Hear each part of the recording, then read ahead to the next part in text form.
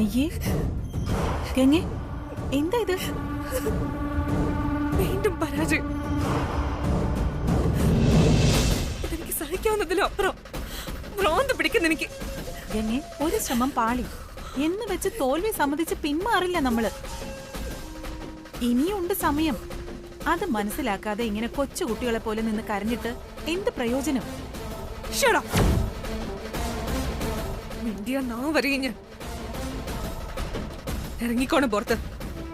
ഇറങ്ങാൻ.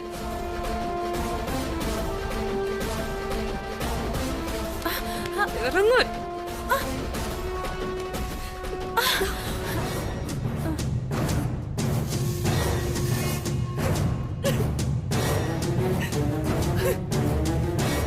ഗംഗേ, ഞാൻ പറയുന്നൊന്ന് കേൾക്ക്. മിണ്ടരുത്. ഇറങ്ങ വെളിയില്. ഇറങ്ങാൻ.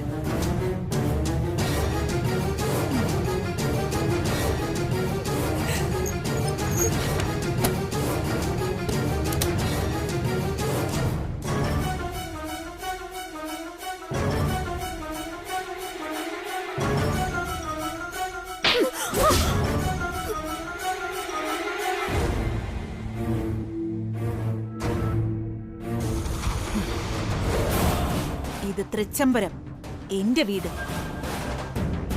ഇവിടെ നിന്ന് എന്നെ പുറത്താക്കാൻ നീ ആരാടി? ഇന്നു ഈ നിമിഷം വരെ നീ തൃച്ചംബരത്തെ ഒരു പുല്ലും ആയിട്ടില്ല. എന്തെങ്കിലും ആകണമെങ്കിൽ ആനന്ദിന്റെ താലി നിന്റെ കഴുത്തിലുണ്ടാവണം. ഒന്നും വ്യക്താവുന്നില്ലല്ലോ. പോട്ടെ പോട്ടെ എന്ന് വിചാരിച്ചപ്പോ നീ എന്റെ നേർക്ക് കൈ ചൂണ്ടുന്നോ?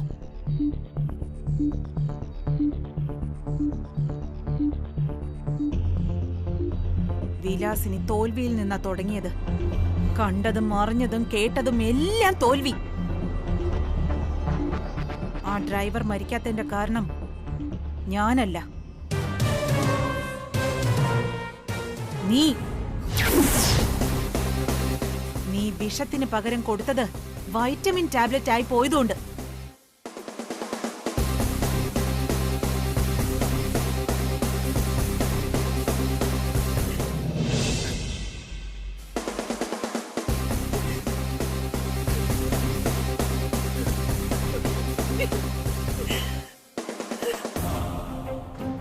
ഗംഗേ, പോട്ടെ. ദേ, നീയോ ഞാനോ ഒന്നുമല്ല ഇപ്പോഴത്തെ പരാജയത്തിന് കാരണം. ഒന്നുകിൽ ആ ഗുളികയ്ക്ക് ദാസിനെ കൊല്ലാനുള്ള ശക്തി കാണില്ല, അല്ലെങ്കിൽ ആ ഡ്രൈവറുടെ പേര് ചിത്രഗുപ്തന്റെ പേനയിൽ തെളിഞ്ഞു കാണില്ല. അതെ, അയാൾക്ക് ആയുസ് ബാക്കി കിടക്കുന്നു. ബാക്കി നിൽക്കുന്ന ആ ആയുസ് അറുത്തു മാറ്റാനുള്ള പുതിയ തന്ത്രം കണ്ടെത്തണം. പൊരുതണം, വിജയിക്കുന്നത് വരെ പൊരുതണം. തല്ലാനാണെങ്കിലും കൊല്ലാനാണെങ്കിലും.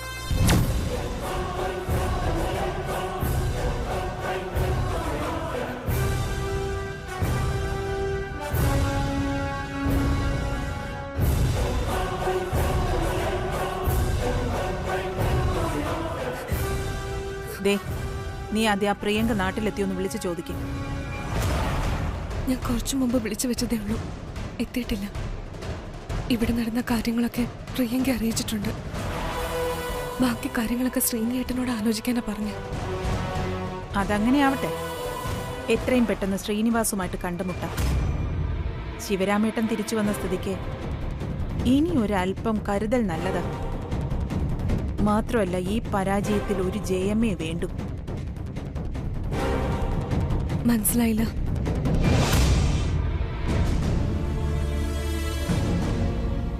ജീവൻ തിരിച്ചു കിട്ടിയെങ്കിലും മനസ്സ് തളർത്തണം. അതെ, അച്ഛന്റെയും മകളുടെയും മനസ്സ് നീറിക്കുകയാണ്. മനസ്സിലായില്ലേ? ആനന്ദിനെ സ്വന്തമാക്കാൻ വേണ്ടി കല്യാണി ദാസിനെ കൊല്ലാൻ ശ്രമിച്ചതാണെന്ന് വരുത്തി തീർക്കണം.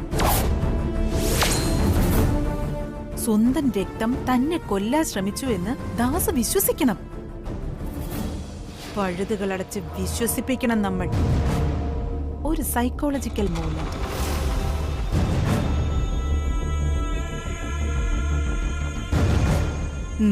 കൊള്ളാം. അപ്പോ അതെ, നമ്മൾ ഒരിക്കൽ കൂടി ദാസിനെ കാണുന്നു. ശരി, തൽക്കാലം നീയൊന്ന് റെസ്റ്റ് എടുക്ക.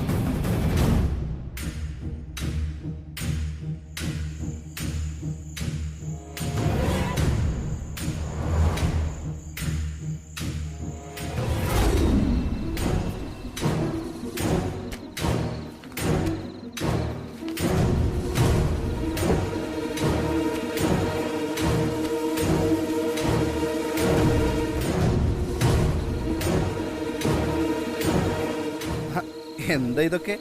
നീ മദ്യപാനം തുടങ്ങിയോ? ഒരു നല്ല ഭാര്യയാവാനുള്ള ശ്രമം. ഭർത്താവിന്റെ ഇഷ്ടങ്ങൾക്കൊത്ത് എനിക്ക് ജീവിക്കണം. അതിന്റെ തുടക്കമായത്. വിശ്വസിക്കാം. ഇനി നമ്മൾ തമ്മിൽ പിണങ്ങില്ലാന്ന് ഞാൻ വെറുതെ പറഞ്ഞതല്ല. ഈ ജീവിതം ഇല്ലാതാക്കാൻ ഞാനില്ല അരവിന്ദ്. അല്ല, ഈ പുതിയ തന്ത്രങ്ങള് നിന്റെയാണോ അതോ നിന്റെ അമ്മയുടേതാണോ? നന്ദനെ, ഭർത്താവ് ഒരല്പം മദ്യപിച്ച് വരുമ്പോൾ ഒന്ന് പിണങ്ങുകയും വാശി പിടിക്കുകയും ശാസിക്കുകയൊക്കെ ചെയ്യുന്നൊരു ഭാര്യയാണ് എല്ലാ ഭർത്താക്കന്മാർക്കും ഇഷ്ടം. അല്ലാതെ വീട്ടിലും മദ്യം വിളമ്പുന്ന ഭാര്യയല്ല. എന്തായാലും ഇത് നിന്റെ ബുദ്ധിയിൽ ഉദിച്ചതല്ല. ഇങ്ങനെയുള്ള തരം താഴ്ന്ന രീതിയൊക്കെ നിന്റെ അമ്മയ്ക്കേ അറിയൂ. എന്തൊരു മാന്യൻ! കല്യാണത്തിന് മുമ്പ് എന്നെ നിർബന്ധിച്ച് കൂടിയിരുത്തി മദ്യപിപ്പിച്ചപ്പോ എവിടെ പോയിരുന്നു നിന്റെ ഈ നീതിബോധമൊക്കെ? അന്ന് ആകാമായിരുന്നല്ലോ. അതന്ന് ആ അരവിന്ദനെ ഇല്ലാതാക്കിയതേ നീ തന്നെ. എടി നന്ദനെ, നീ വലിയ പുസ്തക വായനക്കാരിയല്ലേ? നിർബന്ധിച്ച് പിടിച്ചു വാങ്ങിയിട്ട് അതിന്റെ കൗതുകം നശിക്കുമ്പോൾ അത് വലിച്ചെറിയുന്ന കളിപ്പാട്ടം ഇല്ലേ? അതുപോലെ നിനക്ക് ബന്ധങ്ങള്. മരുമകന് മദ്യം കൊടുത്ത് സ്നേഹം പിടിച്ചു വാങ്ങാൻ മകളെ പ്രേരിപ്പിക്കുന്ന ഒരമ്മേ. ഓർക്കുമ്പോഴേ എനിക്ക് തൊലി ഉരിഞ്ഞു പോവാ. അരവിന്ദ്, അമ്മ വന്നത് നമ്മൾ തമ്മിലുള്ള ഇഷ്ടക്കേടുകൾ പറഞ്ഞു തീർക്കാനാ, അല്ലാതെ ഇഷ്ടവും ഇഷ്ടക്കേടൊക്കെ പറഞ്ഞു തീർക്കാനുള്ള ഒരു ശ്രമം നീ നടത്തിയില്ലേ? എന്നിട്ടും നീ പഴയ പടി തന്നെയാ. നിന്റെ ഇഷ്ടത്തിന് വഴങ്ങി നിനക്ക് ഷെയ്ക്കന്റെ തരാത്തിന്റെ കാരണം ഇപ്പൊ നിനക്ക് മനസ്സിലായി കാണുമല്ലോ. ഒരു കാര്യം കൂടി ഞാൻ പറഞ്ഞേക്കാം. ഇനി ഇത്തരത്തിലുള്ള ചീപ്പ് പരിപാടികളുമായിട്ട് മകളുടെ ക്ഷേമം അന്വേഷിക്കാൻ വന്നേക്കരുത്. നീ നിന്റെ അമ്മയോട് പറഞ്ഞേക്കണം. ഈ പൊരുത്തക്കേട് ഒരു കാലത്തും തീരാൻ പോകുന്നില്ലടി.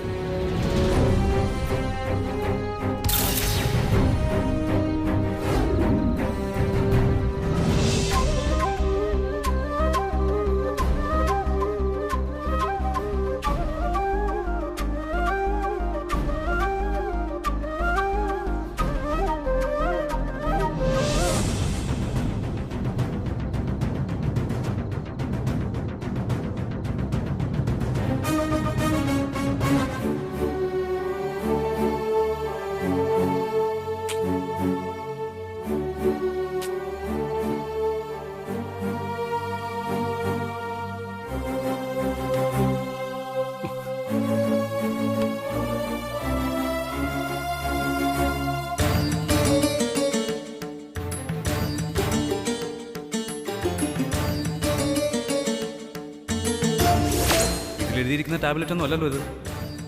ഇതൊരു തരം സ്ലോ പോയിസൺ ടാബ്ലറ്റാ. ഭാഗ്യം ഒന്നേ കഴിച്ചോളൂ. ഒരെണ്ണം കൂടി കഴിച്ചിരുന്നെങ്കിൽ ഒരുപക്ഷെ. ആനന്ദ്, ശ്രീനിവാസ് വിളിച്ചിട്ട് നീ ഫോൺ എടുത്തില്ല എന്ന് പറഞ്ഞു. ഓസ്ട്രേലിയയിലേക്കുള്ള ഗാർമെന്റ് ഷിപ്മെന്റ് 2 ദിവസം ലേറ്റ് ആകുമെന്നും അതിന്റെ കൺസെന്റ് അഖില സൈൻ ചെയ്തിട്ടില്ല എന്നും പറഞ്ഞു. അഖില സ്ഥലത്തില്ലാത്തതുകൊണ്ട് നീ സൈൻ ചെയ്താലും മതി. അതിന്റെ ഫയൽ ഇങ്ങോട്ട് എത്തിക്കണോ നീ ഓഫീസിലേക്ക് പോകുന്നു? ശ്രീനിവാസിനെ വിളിച്ച് പറയണം. ഇന്ന് ഓഫീസിലോട്ട് പോയില്ല ചാ. ഒരു മൂഡില്ല. മനസ്സാകെ എന്തു പറ്റി? നീ ആകെ ഡിസ്റ്റർബ്ഡ് ആണെന്ന് തോന്നുന്നല്ലോ. എന്താ മോനെ, എന്താ പ്രശ്നം? പ്രശ്നം വേറൊന്നുമല്ല. ദാസേട്ടനെ മരുന്ന് മാറിക്കൊടുത്തത് കല്യാണിയാണെന്ന ഇവിടുത്തെ സംസാരം. അച്ഛൻ അറിഞ്ഞില്ലേ? മരുന്ന് മാറിയെന്ന് അറിഞ്ഞു, പക്ഷെ കല്യാണിയാണ് കാരണമെന്ന് നീ ഇപ്പൊ പറയുമ്പോഴാണ് ഞാൻ അറിയുന്നത്. ഇല്ലച്ച, കല്യാണി ഒരിക്കലും അങ്ങനെ ചെയ്യില്ല. ആ മരുന്ന് മനഃപൂർവ്വം ആരോ മാറ്റിയതാ. ആര്? അനിയൻകുട്ടനും കല്യാണിയും അല്ലാതെ മറ്റാരാ അവിടെ ഉള്ളത്? ഓ, അപ്പോ അച്ഛനും കല്യാണിയാണോ സംശയിക്കുന്നത്? അവളെ കൊണ്ട് അങ്ങനെയൊന്നും ചിന്തിക്കാൻ പോലും ആവില്ല. അച്ഛനും കല്യാണിയെ അറിയാത്തോണ്ടാ. Cool down. അതിന് നീ എന്തിനാ അങ്ങനെ എമോഷണൽ ആവുന്നത്? കല്യാണിയെ എനിക്ക് നന്നായിട്ട് അറിയാം. ഒരിക്കലും അറിഞ്ഞുകൊണ്ട് അവൾ അത് ചെയ്യില്ല. അബദ്ധം പറ്റിയതാവാം. ഇതൊരിക്കലും അബദ്ധമല്ല. അങ്ങനെയാണെങ്കിൽ ആ പോയിസൺ ടാബ്ലറ്റ്സ് എങ്ങനെ അവിടെ വന്നു? ദാസേട്ടന്റെ മെഡിസിൻ ബോക്സിൽ അത് കൃത്യമായി കൊണ്ടിട്ടത് ആരായിരിക്കും? ആര് കൊണ്ടിടാൻ? നീ വെറുതെ ആരെയും ഇങ്ങനെ സംശയിക്കാൻ നിൽക്കണ്ട. മെഡിക്കൽ സ്റ്റോറിൽ നിന്ന് അവർക്ക് പറ്റിയ ഒരു കയ്യബദ്ധമാകാം അത്. പക്ഷേ സ്ഥിരം കഴിക്കുന്ന ടാബ്ലറ്റിന്റെ ബില്ലായിരിക്കും അവർ കൊടുത്തത്. അതുകൊണ്ട് തന്നെ അവർക്ക് പറ്റിയ തെറ്റ് അവരെ സമ്മതിച്ചു തരണമെന്നില്ല. ഒരിക്കലും ഇല്ല ചാ. കല്യാണി മേടിച്ചുകൊണ്ട് വന്ന ടാബ്ലറ്റിൽ ഒരെണ്ണം നേരത്തെ തന്നെ അവൾ ദാസേട്ടനെ കൊടുത്തിരുന്നു. അപ്പോഴൊന്നും ദാസേട്ടന് ഒരു കുഴപ്പമില്ലായിരുന്നു. അതിനുശേഷം മണിക്കൂറുകൾ കഴിഞ്ഞ് വീണ്ടും അസ്വസ്ഥത വന്നപ്പോ പിന്നെയും ഒരു ഗുളിക കൂടെ കൊടുത്തു. അപ്പോഴാ പ്രശ്നം ഉണ്ടായത്. അത് അനിയൻകുട്ടൻ പറഞ്ഞ അറിവാ. 2 പ്രാവശ്യം മരുന്ന് കൊടുക്കുന്നതിനിടയിൽ ആരോ ആ മരുന്ന് ചേഞ്ച് ചെയ്തു. ആര്? എന്തിന്? ദാസനെ കൊന്നിട്ട് ആർക്ക് എന്ത് പ്രയോജനം? പ്രയോജനം ഉണ്ടച്ച. ദാസേട്ടൻ മരിച്ചാൽ കല്യാണി പിന്നെ ഇവിടെ ഉണ്ടാവില്ല എന്ന കണക്കുകൂട്ടലിലായിരിക്കാം അങ്ങനെ ചെയ്തത്. കല്യാണി ഇവിടുന്ന് പോകുന്നത് അനുഗ്രഹമായി കാണുന്ന ആരോ ആണ് ഇതിന് പിന്നിൽ. നീ ആരെങ്കിലും സംശയിക്കുന്നുണ്ടോ? ഉണ്ടെങ്കിൽ അച്ഛനോട് പറയും. ഈ നിമിഷം ഞാൻ അവരെ നിയമത്തിന് മുന്നിൽ കൊണ്ടെത്തിക്കും. സംശയമില്ലാതില്ല. സത്യം പറഞ്ഞ സംശയമല്ലത്. എനിക്ക് വ്യക്തമായിട്ടറിയാം ആരാ അത് ചെയ്തതെന്ന്. പക്ഷേ ഒരാളുടെ മേൽ കുറ്റം ആരോപിക്കുമ്പോൾ വ്യക്തമായ തെളിവുകൾ വേണമല്ലോ. അത് ലഭിച്ച ശേഷം അവരെ ഞാൻ അച്ഛന് മുന്നിൽ കൊണ്ടു നിർത്താം. ശരി. അഖില വിളിച്ചപ്പോഴും ഞാൻ ദാസന്റെ കാര്യം പറഞ്ഞിരുന്നു. അവൾ അതിനത്ര പ്രാധാന്യം കൊടുത്തില്ല. ഇളയച്ചൻ പറഞ്ഞ മറ്റൊരു പ്രധാനപ്പെട്ട കാര്യത്തെക്കുറിച്ചായിരുന്നു അവളുടെ സംസാരം. എന്താച്ചാ എനി പ്രോബ്ലം? തൃച്ചംബരത്ത് ഉടനെ തന്നെ ശ്രീചക്രം പ്രതിഷ്ഠിക്കേണ്ടി വരും. അങ്ങനെ വന്നാൽ കുറച്ചു ദിവസത്തേക്ക് നമ്മൾ മറ്റൊരു വീട്ടിലേക്ക് താമസിക്കേണ്ടി വരും. സിറ്റിയിലും അല്ലാതെയുമായ 6 വീടാണ് നമുക്കുള്ളത്. അതിലൊന്നിലേക്ക് മാറണം. അഖില വരുന്നതിന് മുമ്പേ ശ്രീചക്ര പൂജ നടത്തേണ്ടതായി വന്നേക്കാം. അങ്ങനെയാണെങ്കിൽ വീട് മാറ്റത്തിനുള്ള തയ്യാറെടുപ്പുകൾ നമ്മൾ ഇപ്പോഴേ തുടങ്ങണം. തൽക്കാലത്തേക്കാണെങ്കിലും ദാസിനെ തെക്കേപ്പുരയിലേക്ക് മാറ്റിയത് ഒരർത്ഥത്തിൽ നന്നായെന്ന് തോന്നുന്നു. ഏതായാലും നീ ദാസിന്റെ ഇൻവെസ്റ്റിഗേഷനുമായി മാത്രം നിൽക്കാതെ ആ ഷിപ്മെന്റ് പോകാനുള്ള കാര്യങ്ങൾ ചെയ്യും. ഒപ്പം നമുക്ക് മാറി താമസിക്കാനുള്ള വീടും സെലക്ട് ചെയ്യണം. ശരി.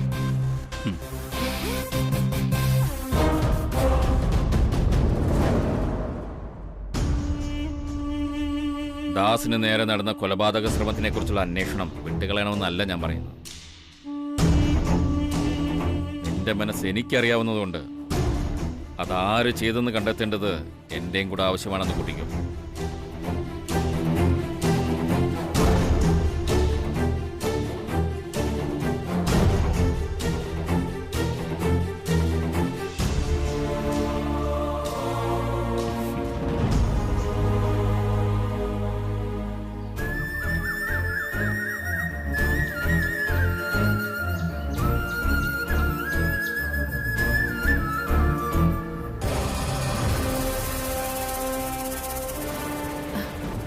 ആന്റി, ദേ കല്യാണി.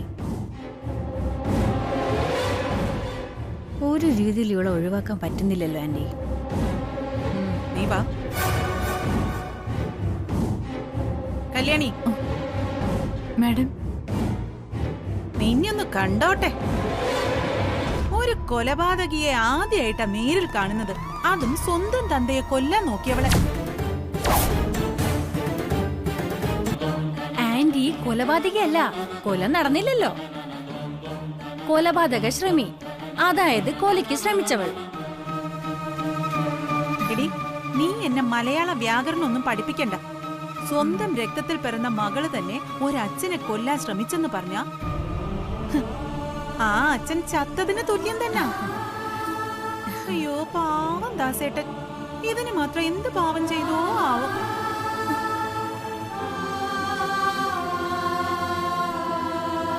ജയന്തി, എന്താ ആന്റി? നിനക്കറിയാമോ, ദാസേട്ടന്റെ നല്ല പ്രായത്തില് ഭാര്യ മരിച്ചതാ. എന്നിട്ട് മക്കളെയെന്നും പറഞ്ഞ് കല്യാണം വരെ വേണ്ടാന്ന് വെച്ച് ജീവിച്ചതാ ആ മനുഷ്യൻ. അങ്ങനെയുള്ള ദാസേട്ടനെയാ ഇവള് കൊല്ലാൻ നോക്കിയത്. ഇവളൊന്നും ഒരു കാലത്തും രക്ഷപ്പെടാൻ പോകുന്നില്ല. ആന്റി, ദേ ഈ പ്രേമം ഉണ്ടല്ലോ, അത് തലയ്ക്ക് പിടിച്ചാ പിന്നെ ഒരു തരം ഭ്രാന്താ. അച്ഛനമ്മയെ മാത്രമല്ല, വേണ്ടി വന്ന മക്കളെ വരെ കൊന്നു വരും.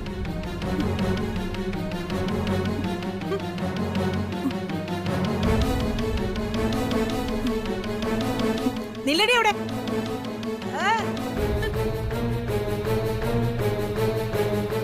നീ എങ്ങോട്ടാ? ഞാൻ പറയുന്നത് കേട്ടിട്ട് നീ പാചകം ചെയ്താ മതി. അല്ലെങ്കിൽ തന്നെ നീ പാചകം ചെയ്യുന്നത് എങ്ങനെ ഞങ്ങൾക്ക് വിശ്വസിച്ച് കഴിക്കാൻ പറ്റും? സ്വന്തം തന്തയെ കൊല്ലാൻ മടിക്കാത്ത നീ ഞങ്ങളെ കൊല്ലില്ലെന്ന് എന്താ ഉറപ്പ്?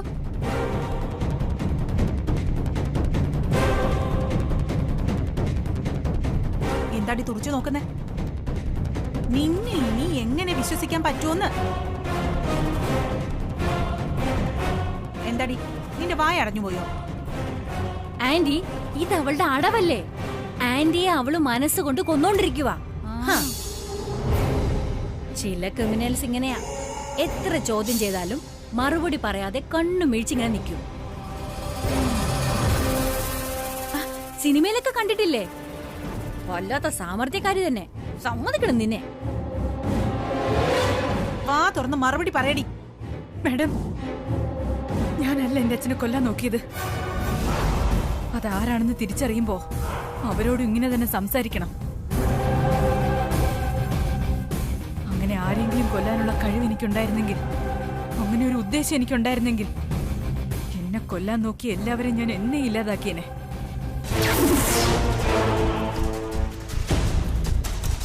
ഇപ്പോഴും അവര് ജീവനോടെ ഇരിക്കുന്നത് എന്റെ ദയ.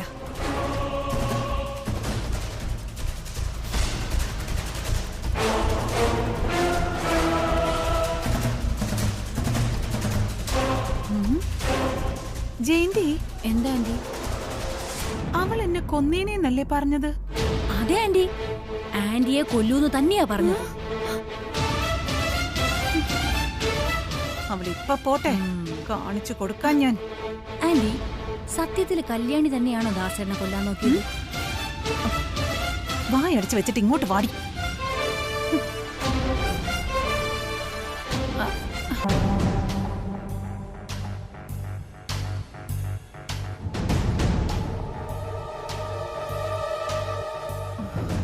അതെ നന്ദനെ, നീ ആ ഔട്ട് ഹൗസിലെ വിവരങ്ങളൊക്കെ അറിഞ്ഞില്ലേ? കല്യാണിയെ ദാസന് വിഷഗുളിക കൊടുത്തതെന്ന്. അറിഞ്ഞു, പക്ഷേ അറിഞ്ഞതൊന്നും ശരിയാവണമെന്നില്ല. എനിക്കെന്തോ കല്യാണി ദാസേട്ടനെ കൊല്ലാൻ ശ്രമിച്ചു എന്ന് വിശ്വസിക്കാൻ പറ്റുന്നില്ല. അവളത് ചെയ്യില്ല, എനിക്കറിയാം അവളെ. അതെന്താ നിനക്ക് ഇത്ര ഉറപ്പ്? ഉറപ്പിന് കാരണം മറ്റൊന്നുമല്ല, അവളുടെ ലോകം അയാളാ. നോക്കുകൊണ്ടോ വാക്കുകൊണ്ടോ പോലും ആ മനസ്സ് വേദനിപ്പിക്കാൻ അവൾക്കാവില്ല. അവിടെയാ നിനക്ക് തെറ്റിയത്. ഇപ്പോൾ കല്യാണിയുടെ ലോകം ഡ്രൈവർ ദാസ് അല്ല, തൃച്ചംബരത്ത് ആനന്ദകൃഷ്ണനാ. അവനെ സ്വന്തമാക്കാൻ അവൾ എന്തും ചെയ്യും, ആരെയും കൊല്ലും. അവിടെ അച്ഛനമ്മയൊന്നും ഇല്ല. ഇല്ലമ്മേ, ഞാൻ പറഞ്ഞില്ലേ, അവളെ എനിക്കറിയാം. ആനന്ദിനെ സ്വന്തമാക്കാൻ തടസ്സമായി ദാസ് നിന്നാലും ഒരു പക്ഷേ അവള് സ്വയം ഇല്ലാണ്ടായേക്കും. അല്ലാതെ ദാസേട്ടന് വിഷഗുളിക കൊടുക്കാനൊന്നും അവളെ കൊണ്ട് കഴിയില്ല. ശരി, കല്യാണി അല്ലെങ്കിൽ പിന്നെ ആര്? അതുകൂടി പറയേ.